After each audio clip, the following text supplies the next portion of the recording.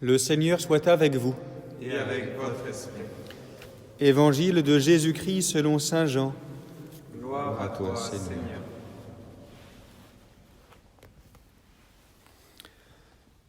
En ce temps-là, quand Lazare fut sorti du tombeau, beaucoup de Juifs qui étaient venus auprès de Marie et avaient donc vu ce que Jésus avait fait crurent en lui. Mais quelques-uns allèrent trouver les pharisiens pour leur raconter ce qu'il avait fait. Les grands prêtres et les pharisiens réunirent donc le conseil suprême. Ils disaient : « Qu'allons-nous faire ? Cet homme accomplit un grand nombre de signes. Si nous le laissons faire, tout le monde va croire en lui, et les Romains viendront détruire notre lieu saint et notre nation. » Alors l'un d'entre eux, Caïphe, qui était grand prêtre cette année-là, leur dit : « Vous n'y comprenez rien. Vous ne voyez pas quel est votre intérêt. Il vaut mieux qu'un seul homme meure pour le peuple et que l'ensemble de la nation ne périsse pas. » Ce qu'il disait là ne venait pas de lui-même, mais étant grand prêtre cette année-là, il prophétisa que Jésus allait mourir pour la nation. Et ce n'était pas seulement pour la nation, c'était afin de rassembler dans l'unité les enfants de Dieu dispersés. À partir de ce jour-là, ils décidèrent de le tuer.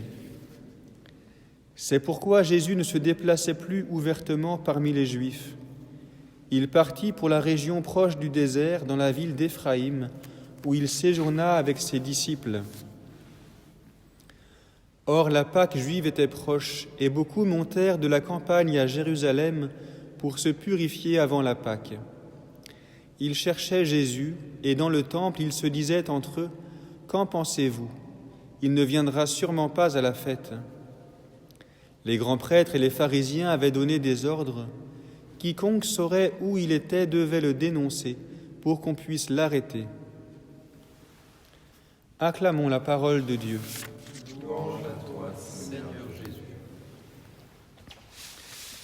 La messe est célébrée ce matin pour Pablo et ses grands-parents.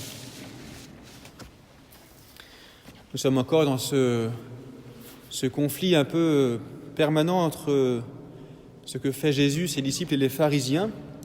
Ici, c'est juste après l'épisode de la résurrection de Lazare. Beaucoup des personnes qui ont assisté à ce miracle crurent en Jésus. Et certains qui ont été témoins viennent raconter seulement aux pharisiens ce qu'il a fait. Et les pharisiens ne croient pas, entendent pourtant parler de ce signe, mais n'entrent pas dans la foi.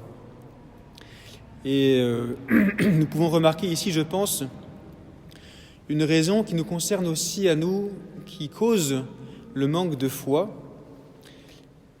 On ne s'y attend peut-être pas. Ce qui cause le manque de foi ici, apparemment, c'est l'égoïsme, c'est l'avarice, c'est l'orgueil aussi. Parce que ce que craignent les pharisiens, c'est qu'on détruise leur lieu saint et leur nation. Que les Romains, viennent détruire leur lieu saint et leur nation. C'est ça qui leur importe, de protéger leur lieu saint et leur nation.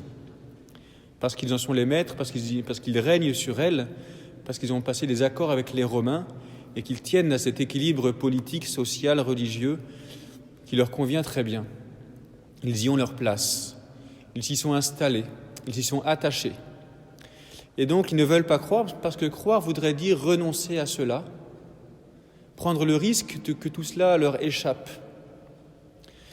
Donc quand on entend parler autour de nous de manque de foi, de personnes qui n'ont pas la foi, certes il y a un manque d'annonce de la foi, mais il y a aussi souvent comme blocage, comme raison du manque de foi, des choses toutes simples comme l'égoïsme, comme l'orgueil, comme l'attachement excessif à ceux qu'on pense posséder et dont on ne veut pas se détacher.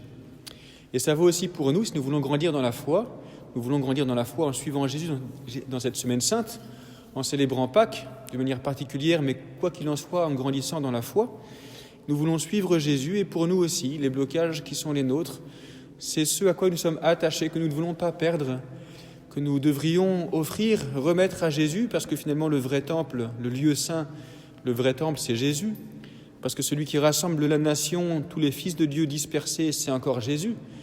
Donc on n'a rien à perdre à confier à Jésus ce que nous avons. On a tout à perdre, au contraire, à vouloir le garder pour soi.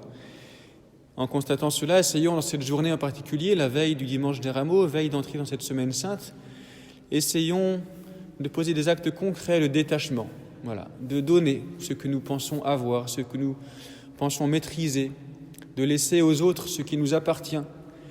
Je pense que c'est dans ces petits gestes que nous pouvons tous faire à la maison, de détachement, que nous grandirons dans la foi et que nous pourrons suivre Jésus dans sa passion, dans sa mort et dans sa résurrection, et que nous retrouverons au centuple ou autrement transfiguré, glorifié, ce que nous aurons offert.